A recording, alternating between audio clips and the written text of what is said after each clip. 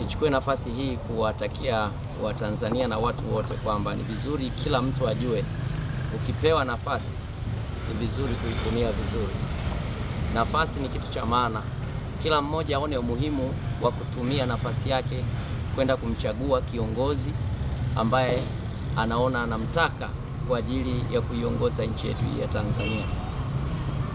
Usipoitumia hiyo nafasi utakuwa umepoteza kitu kikubwa sana ambacho kinahitajika katikati yetu. Lakini pia tunaomba swala la amani kutunzwa. Amani ya nchi yetu ni tunu kubwa sana ambayo Mungu ametupatia. Na hii amani inatakiwa kutunzwa. Na kila mtu Mtanzania anapaswa kuiona thamani ya amani ambayo tunayo. Sisi ni tofauti na mataifa mengine yanayopigana usiku na mchana. Tusipoitunza amani yetu, hatutaweza kuabudu vizuri. Watoto wetu hawataenda shule. Tutaathirika na vitu vingi sana katika maisha yetu. Kwa hiyo tuitunze amani katika kipindi hiki tunapoendea uchaguzi. Hatutamani kuona machafuko, hatutamani kuona vita.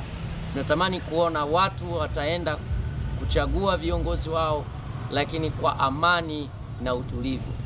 Haya ndiyo maombi yetu, na tunaamini ya kwamba mkono wa Mungu utasimama na Bwana atalipigania taifa hili. Kwa hiyo kila mmoja aone umuhimu wa kuitumia nafasi yake kwenda kupiga kura, lakini kila mmoja aone umuhimu wa kuitunza amani yake na amani ya nchi hii ya Tanzania. Usikubali kuipoteza tunu ya amani ambayo Mungu ametupa katika nchi hii.